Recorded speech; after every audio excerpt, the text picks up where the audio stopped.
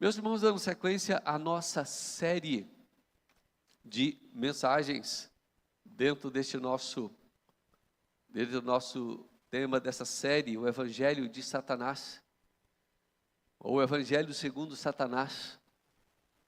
Portanto, eu quero convidá-lo para abrir a sua Bíblia lá no texto de Hebreus, capítulo 2.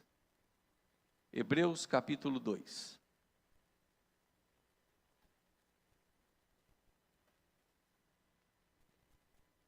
Hebreus capítulo 2. Abra sua Bíblia então comigo. E eu gostaria de ler com os irmãos o primeiro verso deste capítulo 2. Primeiro verso do capítulo 2. Lerei apenas esse verso nesse instante. E a partir dele, N outros textos que nós queremos então abordar neste momento, dentro do tema que temos para esta noite. Então, Hebreus 2, versículo 1, eu quero convidá-lo a ler comigo esse texto. Vamos lá?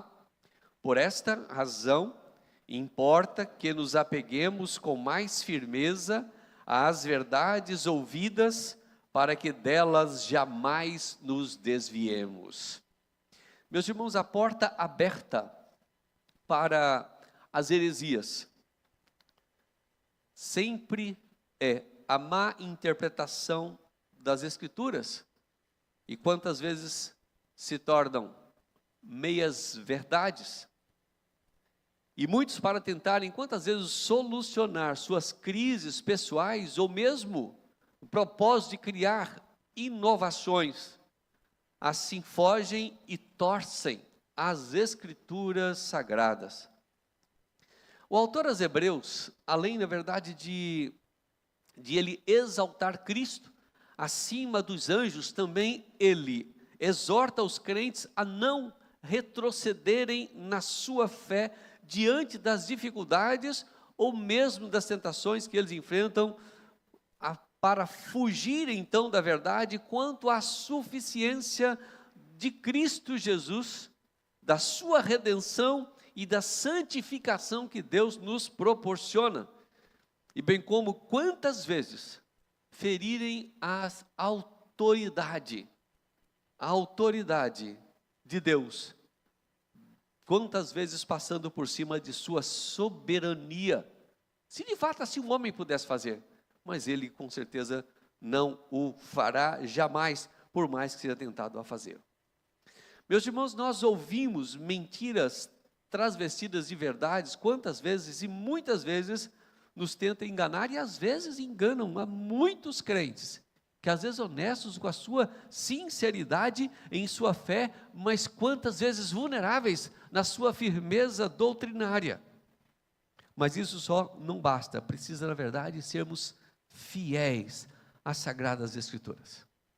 E aqui mais uma abordagem então dentro desse nosso tema, que é o Evangelho segundo Satanás. Eu quero então falar do nosso tema nesta noite. Você precisa deixar ir e deixar Deus agir. Você precisa deixar ir e deixar Deus agir. Esse é o nosso tema que eu quero conversar com os irmãos nesta noite, a partir desse texto de Hebreus capítulo 2. De repente você nunca pode ter visto e nem ouvido a respeito de uma teologia chamada teologia de Keswick. Teologia de Keswick, o que na verdade isso? Mas provavelmente alguém já tenha repetido algum slogan a respeito dessa teologia. Como por exemplo, eu faço parte do movimento de vida superior, ou eu faço parte da vida cristã vitoriosa, ou eu faço parte de uma realidade, deixar ir e deixar Deus agir.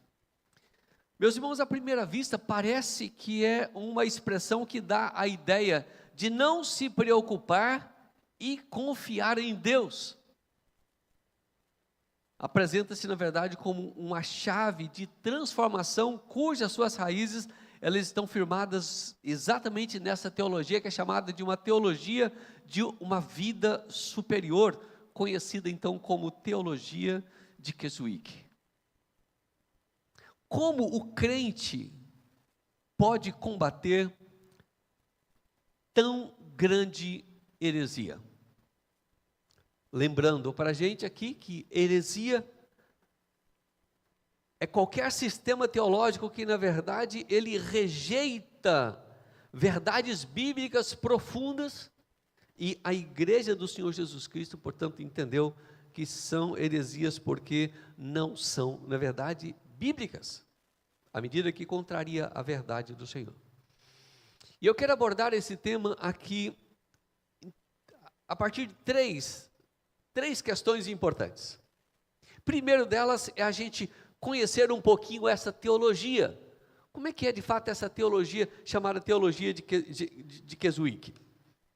Então é uma teologia chamada assim conhecida, porque ela faz referência exatamente ao local em que o movimento começou, surgindo no século XIX na Inglaterra, e promove exatamente a ideia de que o crente pode vivenciar uma mudança de tal forma repentina nas suas vidas espirituais, que ele pode ser levado então a um estado de plena santificação.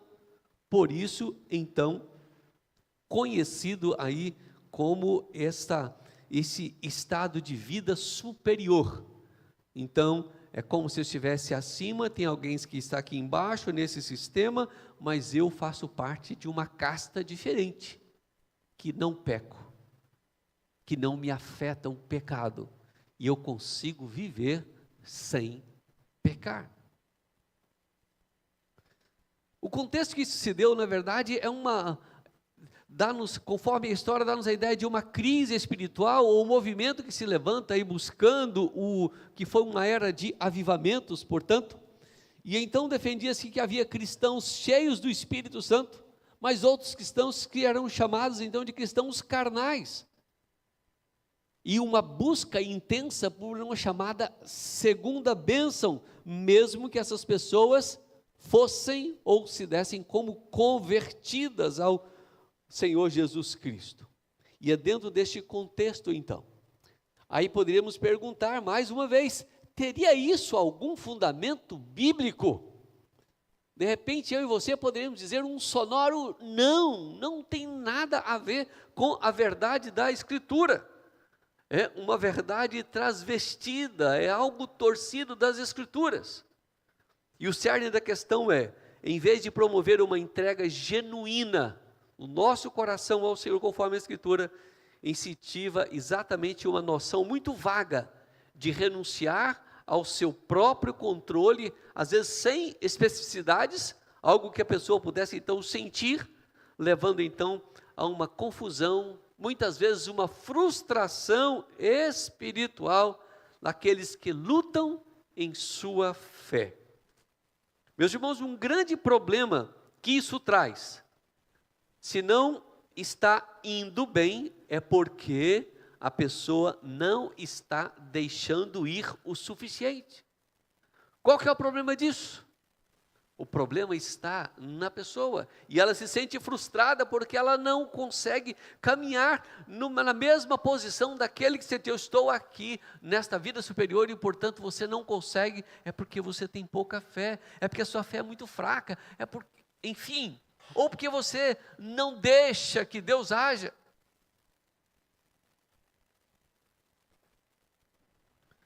Meus irmãos, o grande problema então é esse. E aí, um certo autor disse que o diabo ama essa teologia que ele chama então, esse escritor, de uma teologia vazia, porque é preciso deixar ir e deixar Deus agir.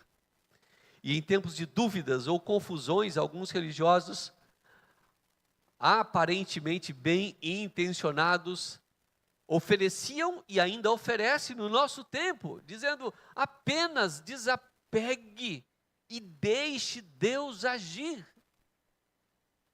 Não seria mais honesto de fato dizer, olha, arrependa-se, creia no Senhor, descanse no Senhor, confie no Senhor. Jared Wilson, o autor do livro que temos baseado a nossa série, ele afirma que, de acordo com o escritor chamado Nazelli, apresentando esse pensamento, ele aponta aqui 10 problemas muito sérios. Eu queria mencioná-los para a gente lembrar de fato aonde de fato uma heresia pode nos conduzir com uma aparência de cristianismo e de verdade, e que a gente precisa estar de fato bem instruído em relação a ela. E eu menciono rapidamente esses 10 problemas que daria uma conferência teológica. Primeiro, a disjunção, isso ele cria 2 categorias de cristãos: os que foram justificados, mas não são santificados. Então cria 2 categorias de crentes. Ou o perfeccionismo, que retrata então uma visão superficial e incompleta do pecado na vida cristã, e apenas busca algum tipo de perfeição para compensar. Ou o quietismo, que assim é chamado, porque enfatiza então uma certa passividade e não uma atividade na nossa vida cristã. Então eu poderia cruzar os braços e deixa Deus agir, só isso que falta. Ou mesmo o pelagianismo, que retrata então o livre-arbítrio do cristão como iniciando ou interrompendo por si só a santificação, como se então nós tivéssemos domínio completo sobre todas as coisas, tanto para rejeitar o Senhor, como para rejeitar do Deus que age em nosso coração, para produzir também a nossa santificação, lembrando que ela não é apenas algo que Deus inicia e vai terminar, mas há um sinergismo onde eu e você participamos do processo. Ou a interpretação errônea das Escrituras, que interpreta a Bíblia e aplica a Escritura com a precisão proposta por eles. Ou a falsa certeza, é um outro problema. Assegura aos falsos cristãos de que eles estão salvos. São carnais, estão salvos. Ou a sua metodologia, que é um outro problema, que ele usa fórmulas superficiais de uma santificação instantânea. Mas ainda, o vício promove a dependência de experiência, de reuniões especiais, de santidade, com este propósito de alcançar o nível superior, que os demais que não alcançarem ficarão então no nível inferior, que são então os carnais. Ou mesmo o abuso é um outro problema, porque frustra aqueles que são desfavorecidos. Eu não consegui, então eu vivo um crente frustrado, porque eu não consegui acompanhar esta casta superior aqui, que os outros já alcançaram. Mas ainda, em 10º lugar, a distorção interpreta mal as experiências pessoais, ou fazem delas axiomas, verdades, que precisam ser seguidas. Portanto, meus irmãos, deixar Deus agir promete então uma espécie de fórmula de avanços em troca de fé. E, portanto, se você não está experimentando avanços, é porque você não tem fé forte, não tem uma fé grande, ou não tem fé nenhuma. E ele diz, é porque você não deixou ir, você não permitiu ir. Isso causa, então, a frustração na vida das pessoas. Então, o que eu e você precisamos fazer, o que a Bíblia estabelece para nós em primeira mão? O salmista diz, olha, entrega o teu caminho ao Senhor, confia, descansa. Mas é interessante que essa entrega não é uma entrega de cruzar os braços, mas é entrega de ação, de função, de ser instrumento nas mãos de Deus, e Deus ir trabalhando a nossa vida. o Senhor Jesus Cristo, conforme João capítulo 15, versículo 5. Ele diz, olha, sem mim vocês não podem fazer nada, e portanto, vocês estão totalmente dependentes do Senhor também. Ou mesmo quando o apóstolo Paulo escreve aos Efésios, no capítulo 4, verso 3, falando da santificação, falando da sua entrega quanto a esta área, ele diz, esforçando-vos diligentemente, por preservar a unidade do Espírito no vínculo da paz. Há um esforço pessoal, e Deus quer usar isso. Portanto, essa teologia cria confusões, mas a palavra do Senhor traz esclarecimento para o nosso coração. E há 3 principais problemas com o conselho de desapegar e deixar Deus agir, e ainda que eu quero frisar rapidamente. Primeiro é porque ele promete então o supercristianismo, que é impossível de alcançar. As pessoas não conseguem alcançar isso, porque continuam sendo pessoas pecadoras e falhas e imperfeitas. Não conseguem viver nessa vida superior por muito tempo, porque exatamente são pessoas pecadoras e falhas. O segundo problema é porque comunica e proclama uma doutrina de Deus que é fraca e antibíblica. De um Deus que na verdade é conduzido pelo homem, que ele é capaz de, então olha, eu preciso deixar Deus agir para que ele haja. Eu preciso permitir Deus fazer, senão ele não faz. Como se Deus não fosse soberano. Terceiro é porque ele promove então uma passividade na vida cristã, que é essencialmente uma antinomia, ou seja, contrário à lei, enquanto aos princípios da lei de Deus estabelece como agir, como fazer, como reagirmos diante das circunstâncias. Você vai assim, não, você tem que cruzar os braços. É por isso que então o autor dos Hebreus lembra para a gente, a verdade é importante e imprescindível, por esta razão, importa que nos apeguemos com mais firmeza às verdades que temos ouvido, para que delas jamais nos desviemos. São as verdades de Cristo, do seu sacrifício, da sua obra em nosso favor, porque se eu consigo então esta casta superior, eu não preciso mais de Jesus. Se eu não peco mais, não tem necessidade de Jesus. Mas em segundo lugar, queria abordar que eu e você precisamos nos apegar à palavra do Senhor. E você não tem, na verdade, como disse certo autor, parece que meio que irado em relação a essa heresia, ele diz, você não tem que deixar Deus fazer nada, nada. Isso é uma tremenda afronta à soberania de Deus.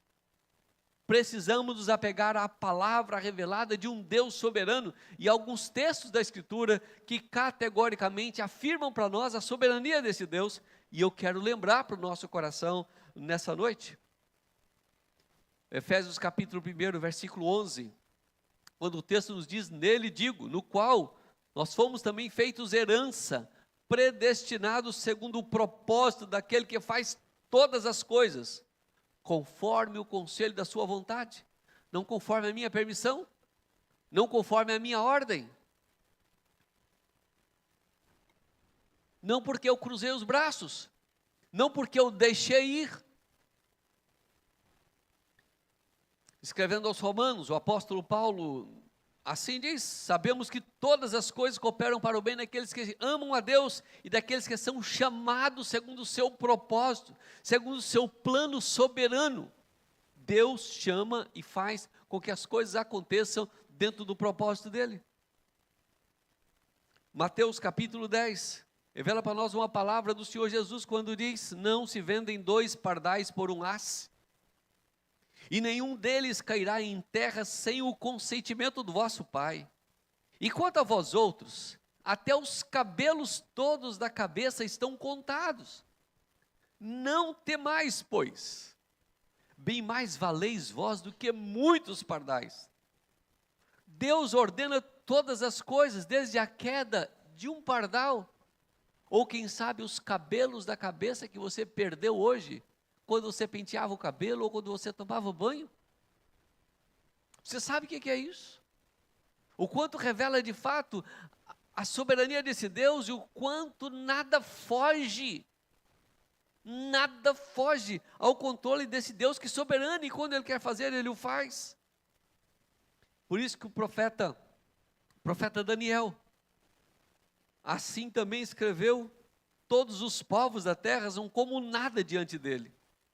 Se Ele age como lhe agrada com os exércitos do céu e com os habitantes da terra, ninguém é capaz de resistir à sua mão ou dizer-lhe: que fizeste? Ou por que o Senhor fez isso? O salmista, o Salmo 115, verso 3, ele expressa: o nosso Deus está nos céus e tudo faz como lhe agrada. Jó, o grande exemplo de sofrimento, de paciência, de superação, porque confiava na soberania de Deus. Ele é capaz de chegar no final da sua vida, mesmo que em algum momento ele tenha amaldiçoado o seu próprio dia do nascimento. Ele é capaz de dizer, conforme 42:2, bem sei que tudo podes, e nenhum dos teus planos pode ser frustrado. E o profeta Isaías revela: ainda antes que houvesse dia, disse o Senhor, eu sou, e ninguém há que possa fazer escapar das minhas mãos. Agindo eu, quem o impedirá? Quem é o homem para dizer: Deus pode agir, Deus pode fazer, para dar ordens ou permitir que Deus o faça? Tiago, escrevendo a sua carta, falando de planos nossos podem ser frustrados, ele diz: olha, em lugar disso devias dizer, se o Senhor quiser, e se vivermos, faremos isso ou aquilo, se o Senhor quiser, apenas isso.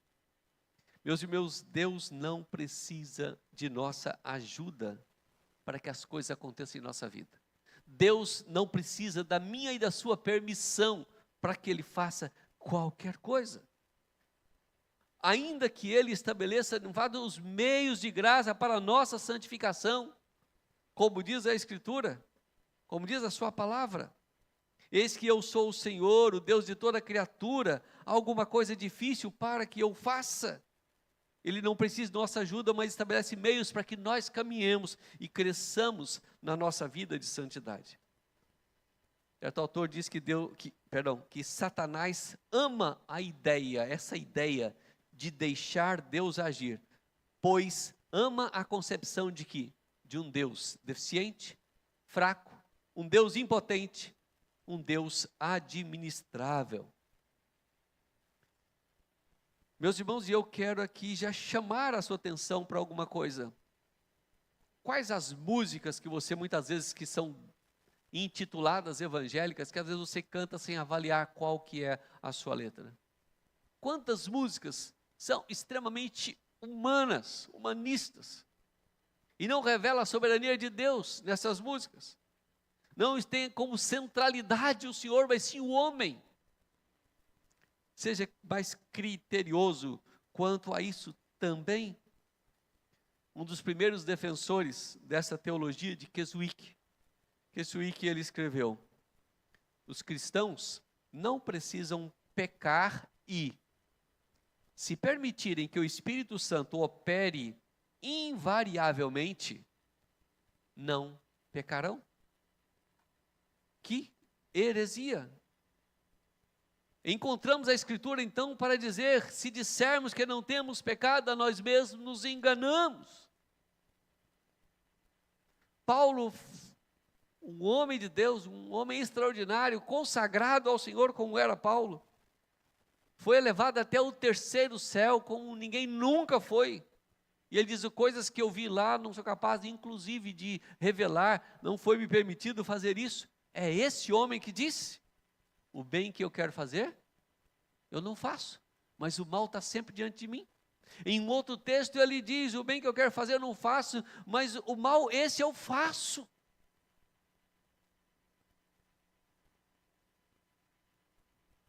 Tiago, escrevendo a sua carta, ele é capaz de dizer: ou ele disse para nós, conforme, claro, o Espírito Santo lhe concedia, ele disse, aquele que sabe que deve fazer o bem e não faz, até nisso está pecando. Se eu não faço alguma coisa de bem para alguém que eu posso fazer, eu já pequei contra o Senhor. Eu já caí do andar superior. Se lá em algum momento eu estive, já foi. Meus irmãos, o agir de Deus é tão soberano, que eu e você podemos crer, é porque Deus nos deu fé para crer. Porque Ele nos deu fé para crer. E é isso que o apóstolo Paulo escreve aos Efésios, capítulo 2, versículo 8. Que Ele que nos deu fé para crermos no Senhor. Paulo escrevendo aos Colossenses, capítulo 1, verso 29, ele diz, olha, eu me esforço, falando do esforço pessoal para caminhar na presença do Senhor, eu me esforço para isso, lutando com a sua força que opera poderosamente em mim. Não sou eu que digo, eu não vou fazer, porque é Deus que tem que fazer. A soberania de Deus conta com a nossa ação de obediência ao Senhor, porque Ele nos santifica soberanamente, usando os meios de graça que Ele estabeleceu para que eu e você obedientemente caminhemos e cresçamos na presença dEle assim. É por isso que o apóstolo Paulo, escrevendo aos Filipenses, ele diz, porque é Deus quem opera em vós, tanto o querer quanto o realizar, de acordo com o seu propósito, de acordo com o propósito de Deus. Meus irmãos, o Novo Testamento ensina que, a partir do momento da nossa justificação, a santificação progressiva é experiencialmente, extremamente real para todos os crentes que dependem do Senhor. E é impossível para o cristão, para um cristão ser justificado sem, ao mesmo tempo, experimentar uma santificação na presença do Senhor, uma santificação progressiva. Paulo trata isso muito no capítulo 5 a 8 do livro de Romanos, que inclusive é um livro que nós temos estudado aí na quarta-feira. Meus irmãos, o Evangelho segundo Satanás, ele busca destronar o verdadeiro Deus, o Rei dos Reis, mas entronizar os seus súditos. Abra os olhos. E é dessa forma a realização, o progresso da verdade da nossa vida espiritual, a nossa santificação, ela seria fruto do nosso esforço e não da ação de Deus que faz acontecer, tanto o querer quanto o realizar em nossa vida. Portanto, apeguemo-nos à verdade das Escrituras. Não abramos mão da verdade da Escritura. Mas em terceiro e último lugar, a abordagem que nós queremos fazer é que, para que eu não caia nesta heresia de preciso deixar ir e deixar Deus agir, eu preciso investir no meu relacionamento de dependência do Senhor Jesus Cristo. Sem mim nada podeis fazer, um dos textos que nós já mencionamos agora há pouco. O verdadeiro evangelho, ele não se opõe ao nosso esforço, e a ideia de deixar ir leva os crentes à tentação de renunciarem o seu papel na obediência ativa e contínua à lei do Senhor, e como alguns conferencistas quantas vezes expressam ainda nos dias de hoje, você precisa confiar em vez de tentar. Então confie, cruze os braços, não tente, deixa que Deus faça ou mande Deus fazer. Talvez sejam essas as suas ordens, né? Aí, em função de tudo isso que muitas vezes o homem enfrenta, dos nossos pecados, e quantas vezes você e eu caímos em pecados que olhamos para trás e assim, isso era uma tremenda heresia, e por que eu caminhei por esse caminho? E eu falei, ainda bem que a graça de Deus é manifestada. Conforme o texto de Hebreus, no versículo 3, ele vai dizer, como nós escaparemos se nós negligenciarmos essa grande salvação que o Senhor tem para nós? Porque nós não somos perfeitos, apesar de pecadores. Meus irmãos, o cristianismo não é uma antinomia, o cristianismo não é contra a lei, não é sem lei, mas os mandamentos servem para nos orientar. E eu queria então trazer aqui três funções que os mandamentos de Deus têm para nós, a fim de que nós então participemos do processo da nossa santificação e sejamos, de fato, bênção na nossa própria vida nesse processo. Primeiro, os mandamentos de Deus servem de um freio para nós. Um freio. A lei restringe o pecado como um modelo e guia tanto para os cristãos quanto para os cristãos. Ela é um modelo. Por mais que muitos não sigam, ela é um modelo. Pelo menos os homens deveriam seguir. Pelo menos as nações deveriam seguir e tem como parâmetro essas verdades, ainda que não siga. E muitas vezes nós crentes caímos nisso também. Não pisamos o freio, não olhamos para a lei do Senhor, não cuidamos da nossa leitura da Escritura. Mas uma segunda função da lei de Deus na nossa vida ela funciona como um espelho, porque ela reflete a nossa própria injustiça. Ela realmente revela isso. É um padrão usado contra nós, que ilumina, na verdade, a realidade da nossa depravação total, mostrando a incapacidade de obedecer perfeitamente o Senhor. Isso aqui me faz lembrar de um cântico, lá da nossa infância, quem sabe outros aqui conheçam, né? Que diz: a Bíblia é qual martelo para as pedras despedaçar, lâmpada para os meus pés e luz para me guiar, espada de 2 gumes, espelho para eu me ver. É a Santa Bíblia para mim, se eu a ler. Se eu a ler. Você não consegue olhar o seu rosto no espelho se você não olhar para o espelho. Você não consegue se enxergar no seu pecado. Nós não conseguimos enxergar as nossas imperfeições se eu não ler a Escritura. E tristemente tem crentes que passam a vida inteira sem ler a Bíblia toda, pelo menos uma vez. De repente assim: pastor, eu sou um desses. E eu queria desafiá-lo a conhecer a vontade de Deus revelada na sua palavra. Se você ama de fato a Deus, que você leia a Escritura. E hoje nós temos uma facilidade enorme. Você tem quantas que você queira dentro do seu celular. Mas você tem menos, na mesma proporção, menos leitura do que tinham os antigos, que tinham apenas a Bíblia física nas suas mãos. Quero desafiá-lo a ler a Escritura, para que você se enxergue, para que nós nos enxerguemos e vejamos o quão imperfeito nós somos, o quão falhos nós somos, o quanto você e eu somos miseráveis pecadores, ainda que quantos já tenham sido alcançados pela graça de Deus. Mas assim como Paulo disse: eu sou pecador miserável, o bem que eu quero fazer eu não faço, mas o mal está sempre diante de mim, ou esse eu faço. E é só a Escritura que vai nos mostrar isso. Só a verdade da palavra vai nos mostrar isso. Por isso, apeguemo-nos com mais firmeza às verdades da Escritura. Mas uma terceira função da lei, e que trabalha o nosso relacionamento com o Senhor Jesus Cristo, é que ela labora como um guia para a nossa vida. A lei serve de instruções, de comandos, e comandos confiáveis para a nossa vida, a fim de nos conduzir à obediência ao Senhor. Dallas Willard, ele nos lembra que a graça, ela não se opõe ao nosso esforço para a santificação, que são os meios de graça, mas ela se opõe ao merecimento. Nenhum de nós merece a santificação, mas Deus o faz, apesar de nós, Mas o homem prefere quantas vezes distanciar-se de Deus.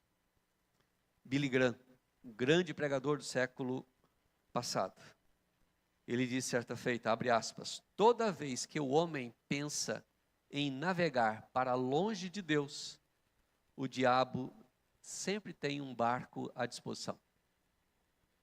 Não faltam oportunidade. Não falta oportunidade. Quanto mais perto da verdade, meus irmãos, mais longe nós estaremos dos desvios da Escritura.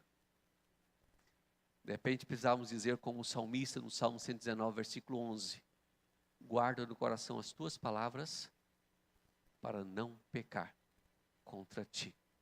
Para não pecar contra ti.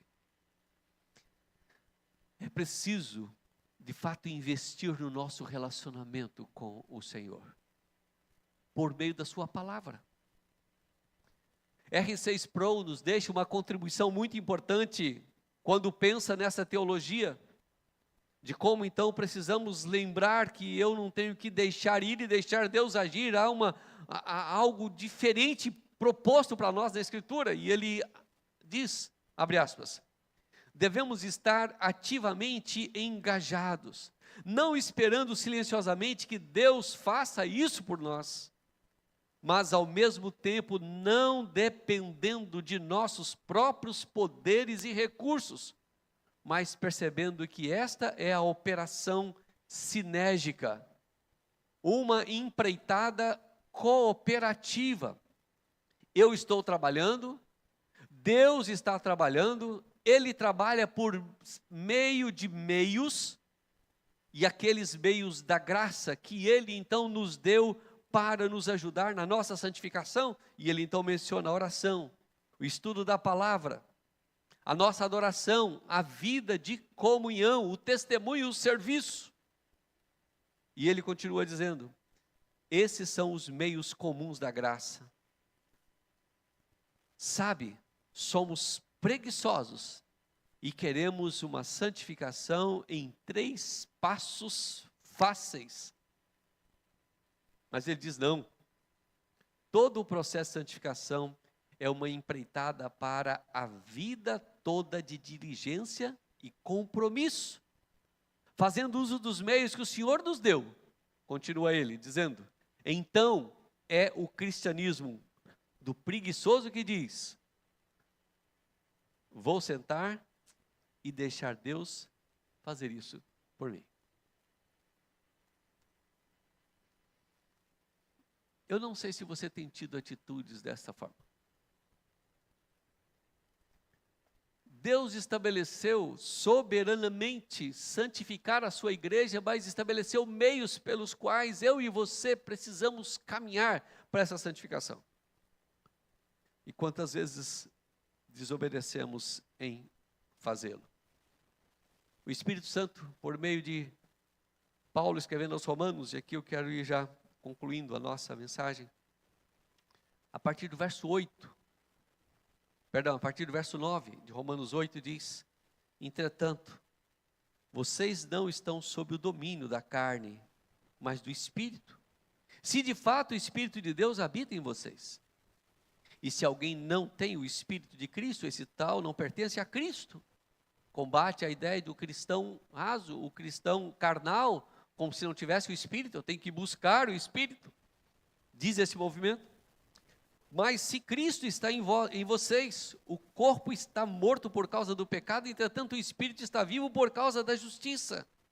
Agora, se o Espírito daquele que ressuscitou Jesus dentre os mortos habita em vocês, aquele que ressuscitou a Cristo dentre os mortos também dará vida ao corpo mortal de vocês, por causa do Espírito dele que habita em vocês. É o Espírito do Senhor, é o Senhor que faz isso. O Espírito dele que habita em nós, é que trabalha em nós. E nos leva a uma obediência ao Senhor, para que a gente cresça, para que a gente desenvolva. Um dos documentos que, diríamos, a maioria das igrejas de linha reformada adotam, que é a Confissão de Fé de Westminster, em seu capítulo 13, verso 2, com base em N textos da Escritura, ele afirma assim, essa santificação é no homem todo, porém, imperfeita nesta vida. Ainda persistem em todas as partes dele, do homem, restos de corrupção. Daí nasce uma guerra contínua e inconciliável, a carne lutando contra o espírito e o espírito lutando contra a carne. E o apóstolo Paulo, quando ele escreve aos Tessalonicenses, e eu faço questão de ler esse texto, de 1 Tessalonicenses, capítulo 5, verso 23. Então Paulo diz nesse texto: o mesmo Deus de paz vos santifique em tudo, e o vosso espírito, alma e corpo sejam conservados íntegros e irrepreensíveis na vinda de nosso Senhor Jesus Cristo. O mesmo Deus de paz vos santifique em tudo. Ação soberana de Deus para nossa santificação. Deus elege, Cristo nos salva, nos redime, e o Espírito Santo nos habilita a uma vida para a servitude, para o serviço. E Ele faz de dentro para fora, pois habilita-nos como redimidos do Senhor, efetuando em nós tanto o querer quanto o realizar, conforme Filipenses 2, versículo 13, como já expressamos. Meus irmãos, Deus, de fato, que santifica pela justificação e pela regeneração, continua operando nos seus servos redimidos, essa santificação que eu e você precisamos dela na nossa caminhada cristã. É por isso que o apóstolo Paulo, escrevendo aos Filipenses, ele vai lembrar sempre para nós, capítulo 1, versículo 6, estou plenamente certo de que aquele que começou boa obra em vós, ele há de completá-la até ao último dia de Cristo Jesus. Meus irmãos, o eleito, regenerado, progride espiritualmente sob a orientação das Escrituras Sagradas, fazendo uma inclusão, portanto, no corpo de Cristo, que é a igreja, e sua atuação constante nele, sobre ele, do Espírito Santo de Deus. Meus irmãos, é nessa guerra espiritual, quantas vezes, que embora prevaleça muitas vezes algum tipo de corrupção na nossa vida, todavia, com o socorro eficaz do Espírito Santo, nós somos conduzidos a uma vida mais proximidade com o Senhor, na nossa vida de santificação. Deus quer trabalhar isso na sua e na minha vida. O apóstolo Paulo, escrevendo aos Romanos, no capítulo 7, versículo 23, assim está escrito, disse Paulo: mas vejo nos meus membros outra lei que, guerreando contra a lei da minha mente, me faz prisioneiro da lei do pecado que está em meus membros. Paulo disse: olha, eu sofro essas questões, porque no tocante ao homem interior, eu tenho prazer na lei de Deus, que é o verso 22, mas contudo, lá dentro guerreia uma outra lei. Ninguém vive deste mundo dizendo assim: eu já estou num patamar superior, eu preciso depender do Senhor. Meus irmãos, há algumas atitudes que eu e você precisamos tomar em todas as áreas da nossa vida, em todas as áreas da nossa vida. Eu não posso cruzar os braços e deixar Deus resolver as minhas pendengas espirituais. Se você tem um problema na área, por exemplo, do namoro, você precisa tomar iniciativa para resolvê-lo, colocar diante de Deus, orar e depender de Deus como se Deus fosse resolver tudo, mas também pedir a Deus: Senhor, me ajude, me dê forças para resolvê-lo. Pode ser um problema no seu relacionamento, no casamento, coloque-se diante de Deus, para que depois você diga: Deus quis assim, Deus pode ter permitido, mas não era a vontade absoluta de Deus. Por desobediência você sofre as consequências quantas vezes, mas eu posso evitar as consequências de muitos pecados, se eu obedecer ao Senhor e for zeloso de fato em seguir os princípios da Escritura. Às vezes o seu problema na faculdade, muitas vezes a convivência na igreja, ou situações no seu ambiente de trabalho, você não pode cruzar os braços e deixar que Deus vai resolver isso. Então você precisa colocar o seu joelho no chão, você precisa orar, você precisa buscar o Senhor, para que Deus de fato possa lhe orientar e conduzir à solução dos seus problemas. Muita cautela em relação aos conselhos espirituais simplistas, que quantas vezes você pode receber. Não, deixa que Deus vai resolver isso aí só.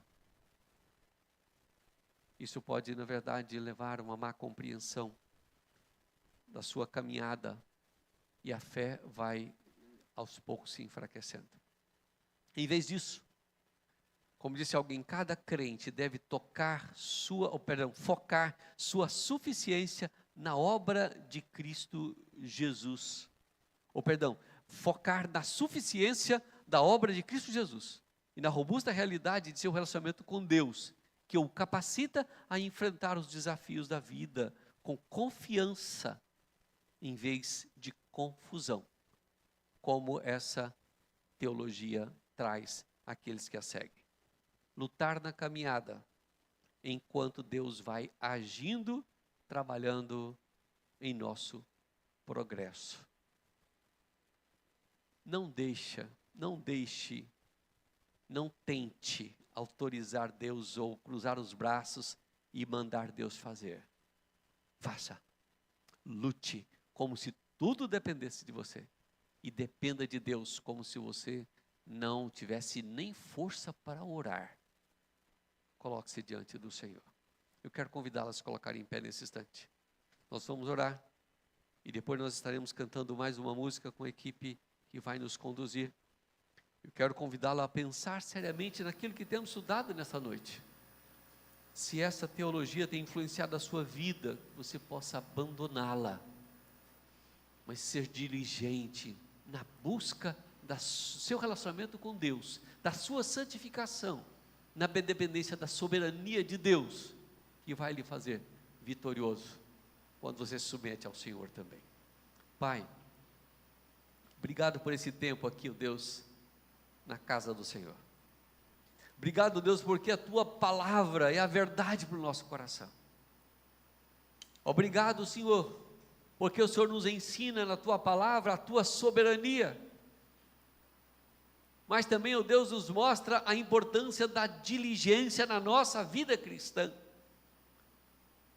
O Senhor que é soberano e que nos leva à vida de santidade é o mesmo Deus que também nos estabelece os meios, os quais o Senhor quer usar para nos levar a uma vida de santidade, para que nós não sejamos robôs espirituais, mas nos sintamos como gente que o Senhor nos criou, nos fez seres inteligentes, capazes de entender o que o Senhor quer de nós, de nos arrepender das nossas falhas, mas, ó Deus, abraçarmos os meios de graça que o Senhor nos deu. Eu oro, Deus, por aqueles crentes que têm sido negligentes quanto aos meios de graça, não têm estudado a Tua palavra, têm priorizado outros estudos, quem sabe, por mais importantes que sejam, que pareçam, na verdade, mas a Tua palavra precisa ser prioridade. Ó Deus, quantas vezes é o tempo de comunhão com os irmãos, de adoração na Tua casa, enquanto a Tua palavra nos diz: buscai, pois, em primeiro lugar o reino de Deus e a sua justiça. A casa do Senhor tem sido deixada em segundo plano. Ó Deus, nós oramos e pedimos, Pai, que o Senhor leve cada um no seu coração o desejo de ler a Tua palavra, de orar, de buscar servir ao Senhor, de olhar como prioridade, Deus, o Teu serviço, o serviço sagrado. São meios que o Senhor quer usar na nossa vida.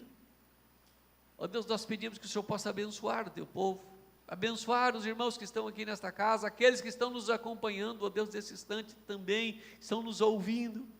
Nós pedimos, Pai, torne esses corações voltados para Ti, entendendo a sua limitação, mas compreendendo biblicamente a soberania do Senhor e o agir do Senhor, para conduzir-nos a uma vida de uma santificação progressiva, para que experimentemos aproximar cada vez mais do Senhor, sendo diligentes através dos meios que o Senhor estabeleceu para a nossa santificação.